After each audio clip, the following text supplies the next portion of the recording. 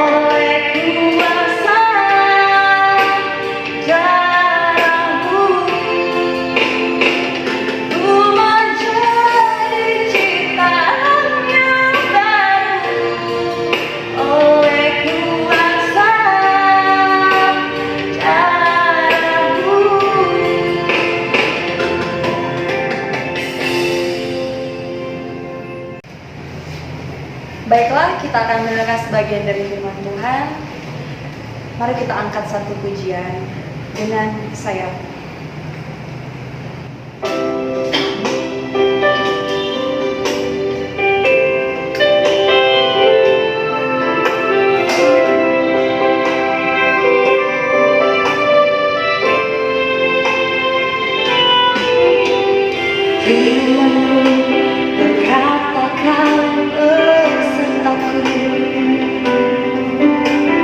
Maka ku buat jiwaku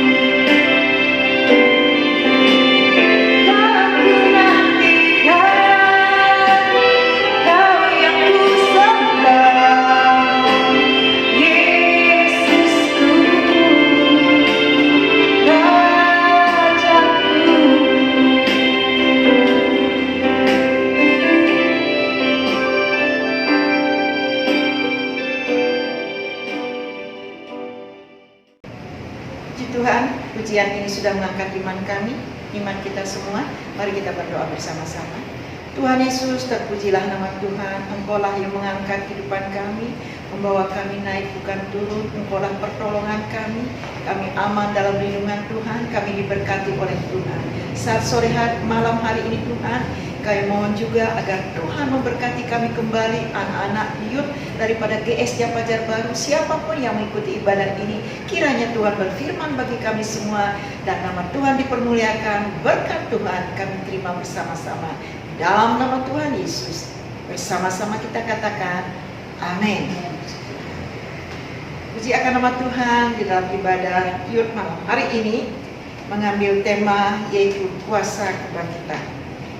Saya mengajak saudara semua, anak-anak muda yang dikasih oleh Tuhan, yang diberkati oleh Tuhan, khususnya anak-anak youth ya, GSJ Pajar Baru, di dalam Filipi pasal yang ke-3 ayat yang ke-10 firman Tuhan.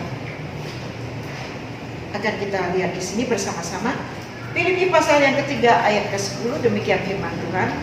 Yang kukehendaki ialah mengenal Dia dan kuasa kebangkitannya dan persekutuan dalam penderitaannya, di mana aku menjadi serupa dengan Dia dalam kematiannya.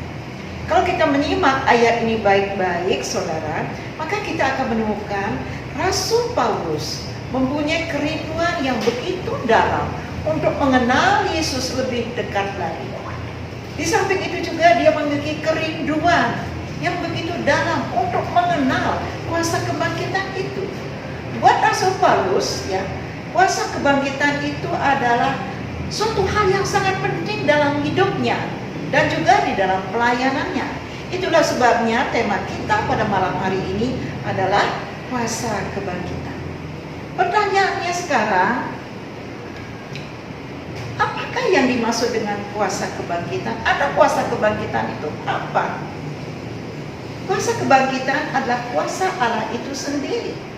Kuasa kebangkitan adalah kuasa kemenangan atas dosa, atas musuh, dan atas maut. Kuasa kebangkitan adalah kuasa yang membaharui hati kita dan mengubah hidup kita. Apakah kuasa kebangkitan itu masih ada di zaman now ini? Di masa-masa pandemi seperti yang kita alami saat ini, apakah kuasa kebangkitan itu masih ada, saudara? Dengan jelas saya katakan, iya, masih ada. Kalau memang ada, bagaimana caranya supaya kita mengenal kuasa kebangkitan itu dan mengalami kuasa itu? Saudara, tentu saja untuk kita dapat mengenal kuasa kebangkitan ini, kita tidak akan dapatkan, kita tidak akan memperoleh meskipun kita bertahun-tahun duduk di bangku sekolah atau di bangku kuliah. Meskipun kita mempunyai pendidikan yang tinggi, itu tidak akan memampukan kita, tidak akan menjamin kita untuk kita bisa mengenal kuasa kebangkitan itu. Lalu apa yang harus kita lakukan supaya kita sebagai anak-anak Tuhan, sebagai anak-anak muda yang berkecimpung dalam pelayanan, yang mengatakan diri kita adalah anak Tuhan, kita tentu merindukan kuasa kebangkitan ini. Apa yang harus kita lakukan supaya kita mengalami kuasa kebangkitan ini? Saudara, pertama yang harus perlu kita ingat, ya, kita harus percaya kepada Yesus. Di sini sudah semua percaya kan sama Yesus, kepada Yesus bahwa Dia adalah Allah. Dan juga kita harus percaya kepada firman-Nya. Artinya saudara, kita harus senantiasa duduk dekat kaki Yesus, mengadakan penyerahan diri kepada Tuhan sepenuhnya, dan juga taat untuk melakukan kebenaran-kebenaran firman Tuhan. Nah, percaya kepada Yesus, percaya kepada firman-Nya, duduk diam dekat kaki Yesus, penyerahan diri kepada Tuhan, dan juga melakukan firman Allah, ini ada kebenaran yang Tuhan anugerahkan kepada kita, yang akan membawa kita mengenal kuasa kebangkitan itu. Itulah sebabnya saudara, Rasul Paulus mengejar pengenalan akan kuasa kebangkitan ini, karena bagi dia amat sangat penting dalam hidup dan juga dalam pelayanannya. Dia suka duduk dekat kaki Yesus, dia mengadakan penyerahan diri kepada Tuhan, dan juga dia melakukan perintah-perintah Allah. Nah saudara, mengapa kuasa kebangkitan itu begitu penting buat Rasul Paulus dan juga buat kita semua? Apalagi kita sebagai anak-anak Tuhan, ini sangat penting. Mengapa? Saudara, kalau kita melihat di dalam Kisah Para Rasul pasal yang pertama ayat yang ke-8, di situ dikatakan, tetapi kamu akan menerima kuasa apabila Roh Kudus turun ke atas kamu, dan kamu akan menjadi saksiku di Yerusalem dan seluruh Yudea dan Samaria sampai ke ujung bumi. Nah, kuasa kebangkitan ini amat penting untuk kita, supaya kita dapat menjadi saksi Tuhan, saksi yang taat kepada panggilan Tuhan. Bukan saksi yang dikenal di mana-mana, bukan saksi yang terkenal di mana-mana, bukan itu. Tuhan mau saudara dan saya menjadi saksi-saksinya Tuhan, saksi yang taat kepada panggilan Tuhan itu.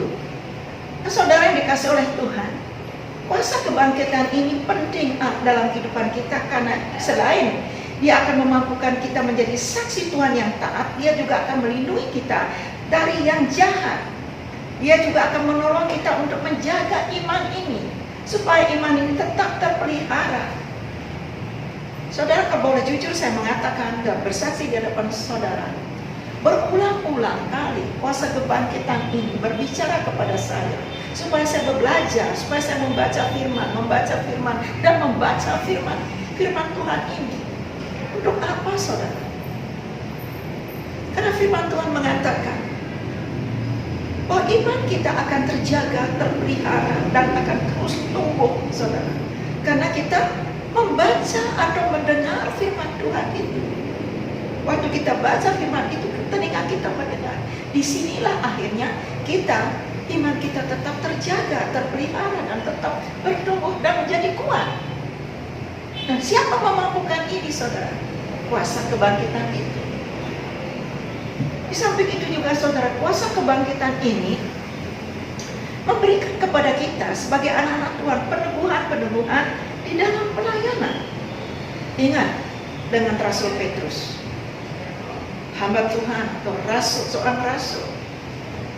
Dalam pelayanan Tuhan memberikan dia peneguhan.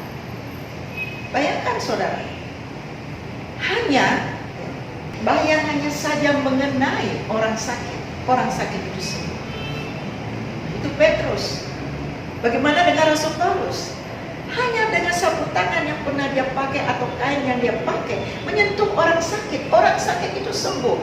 Bukan berarti bayangan Petrus itu menjadi jimat dia dalam pelayanan supaya pelayanannya berhasil. Tidak.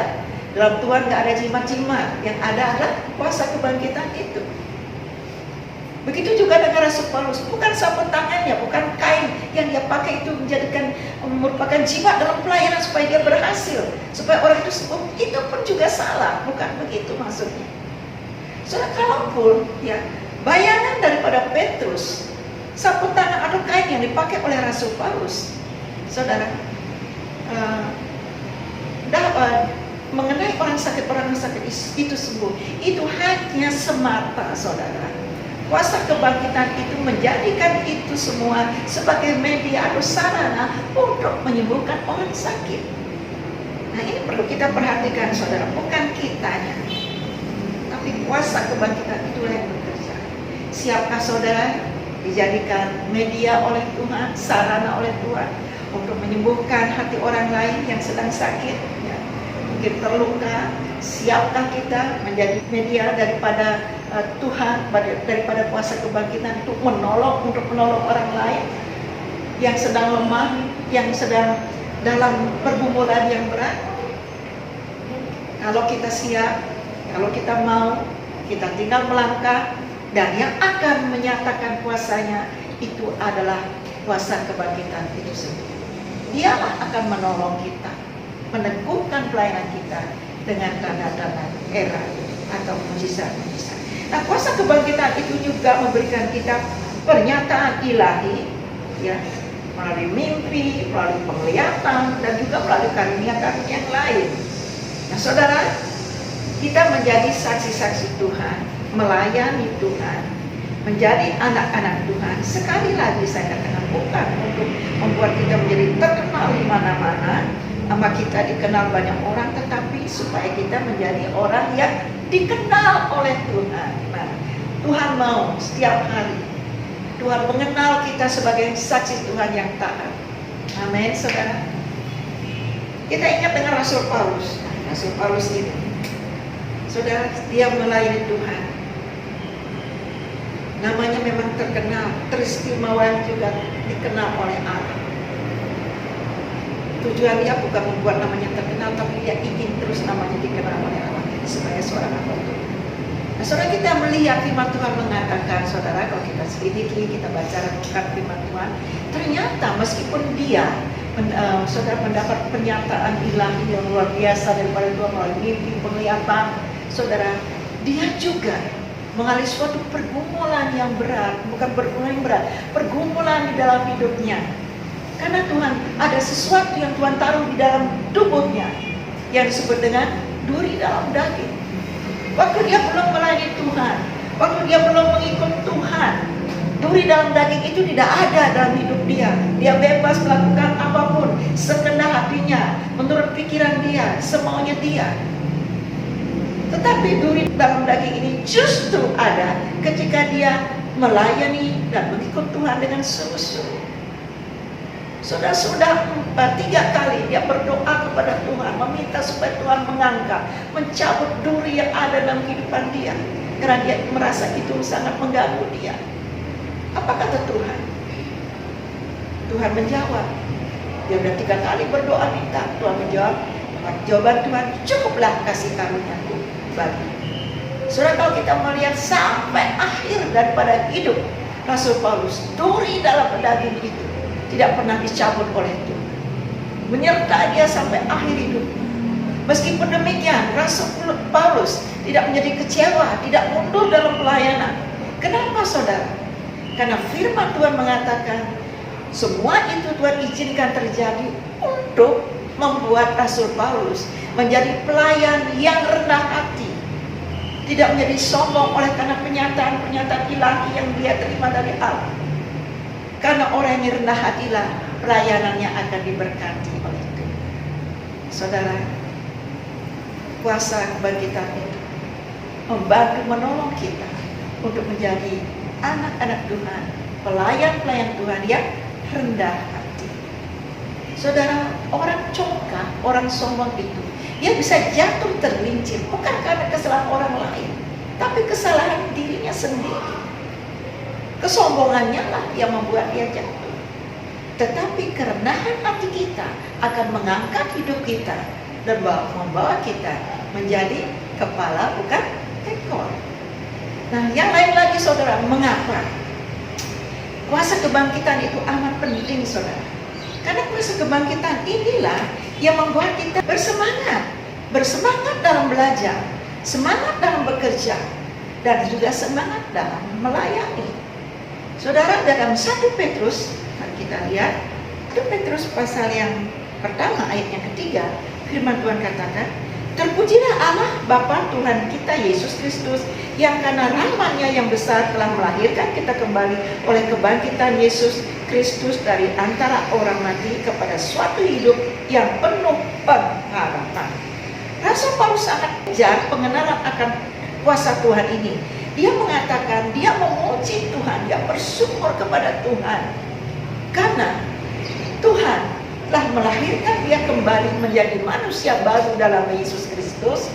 Kelahiran baru ini diperoleh oleh Rasul Paulus melalui kebangkitan Yesus dari antara orang mati.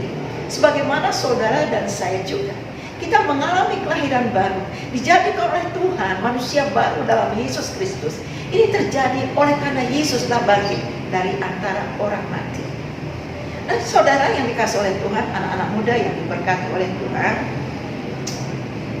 Tuhan bukan saja, ya kuasa kebangkitan ini bukan saja membuat kita menjadi manusia baru dalam Yesus Kristus, tapi Dia juga membawa kita kepada suatu kehidupan yang penuh dengan pengharapan. Bukan saja berkat-berkat yang Tuhan sediakan di surga, tetapi waktu kita di dunia ini pun kita juga dibawa oleh Tuhan kepada suatu kehidupan yang penuh pengharapan, penuh kemenangan, penuh berkat yang daripada Allah. Oleh sebab itu saudara, mari kita bersama-sama ya, catat ini baik-baik dengan roh saudara. Taruh di hatimu, taruh di pikiranmu, supaya engkau tetap bersemangat bahwa Tuhan bukan saja melahirkan kita kembali melalui kebangkitan Yesus, tapi Tuhan juga memberikan kita hari depan yang penuh harapan. Inilah yang dikerjakan oleh kuasa kebangkitan dalam kehidupan kita. Itulah sebabnya kuasa kebangkitan itu amat penting dalam hidup kita. Kejarlah terus pengenalan akan kuasa kebangkitan ini, supaya kita menjadi saksi-saksi Tuhan yang taat dan yang dikenal oleh Tuhan, yang tetap rendah hati. Dan saudara, percayalah penuh kepada Yesus dan firman-Nya, karena ini adalah sebuah kebenaran Tuhan yang Tuhan anugerahkan, yang akan membawa saudara dan saya mengenal kuasa kebangkitan itu lebih dalam lagi. Amin. Terpujilah nama Tuhan. Ya, mari kita berdoa bersama-sama. Kiranya renungan singkat malam hari ini memberkati kita semua. Mari kita berdoa. Terpujilah namamu Tuhan. Kami bersyukur kepadamu. Kuasa kebangkitan inilah ya Tuhan, yang akan memampukan kami bersemangat untuk menjalani hidup ini, karena Engkaulah memberikan kepada kami hari depan yang penuh pengharapan. Tidak ada alasan untuk kami tidak bersemangat dalam bekerja, dalam belajar, dan juga di dalam menjalani hidup ini dan melayani Engkau. Tuhan adalah sebuah anugerah, karena ini kebenaran yang Tuhan berikan bagi kami, supaya kami tetap Tuhan untuk menjalani hidup ini, percaya kepada Tuhan dan percaya kepada firman Allah. Ini adalah kebenaran yang Kau anugerahkan, supaya kami dapat mengenal kuasa kebangkitan itu lebih dalam lagi, dengan cara duduk diam di kaki Yesus, penyerahan diri yang penuh, dan melakukan perintah-perintah Tuhan. Terpujilah nama Tuhan. Kami rindu, kami akan kejar pengenalan akan kuasa kebangkitan ini bersama dengan kekuatan Tuhan. Bukan saja kami akan menemukan, tetapi kami akan mengalami bersama-sama. Dan di dalam nama Yesus kami bersyukur, kuasa Allah ada bersama dengan kami. Haleluya. Amin. Nah, itu dia teman-teman. Tadi kita udah mendengarkan semua tentang kuasa kebangkitan, luar biasa sekali ya. Saat ini saya punya satu pertanyaan buat Ibu. Nah, bagaimana agar kita dapat hidup dalam kuasa kebangkitan Kristus? Ya, tadi firman Tuhan sudah kita dengar bersama-sama. Dengarkan? Ya. Dengarkan semua ya. Ya. Percaya kepada Tuhan Yesus, percaya kepada firman-Nya. Tidak cukup hanya percaya saja pada firman Tuhan, kepada Yesus. Kita harus banyak mendekatkan diri kepada Tuhan, duduk di bawah kaki Yesus, mengadakan penyerahan diri kepada Tuhan, dan lakukan perintah-perintahnya. Ya. Maka kalian akan mengalami kuasa Tuhan, kuasa kebangkitan itu. Ya. Baiklah, demikian ibadah kita pada hari ini. Kita masuk dalam penutup langsung disarankan pada Ibu sekalian Ya. berkat. Mari kita berdoa bersama-sama mengakhiri ibadah kita. Terpujilah nama Tuhan, kami sudah mendengar firman Tuhan, kami sudah juga menaikkan pujian kami kepada Tuhan. Sekarang anak-anak muda yang Kau kasih, yang Kau berkati, akan undur dari ruangan ini. Biarlah kami semua juga akan menerima berkat daripada Tuhan di akhir daripada ibadah ini. Saudara-saudara yang diberkati oleh Tuhan, yang dikasih oleh Tuhan, yang disayangi oleh Tuhan, dan yang dipakai oleh Tuhan, yang melayani Tuhan, sekarang angkatlah kedua tanganmu dan terimalah berkat Tuhan. Kiranya kasih kekuatan daripada kuasa kebangkitan ini akan terus menjadi bagian, sehingga engkau menjadi anak-anak Tuhan, pengerja-pengerja Tuhan, pelayan-pelayan Tuhan, hamba-hamba Tuhan, menjadi saksi-saksi Tuhan yang diberkati oleh Allah mulai saat ini dan sampai selama-lamanya. Kuasa kebangkitan itu menyertai hidupmu, memberkatimu, dan memberikan engkau peneguhan-peneguhan dalam kehidupanmu mulai saat ini sampai selama-lamanya. Engkau diberkati oleh Allah. Bersama-sama kita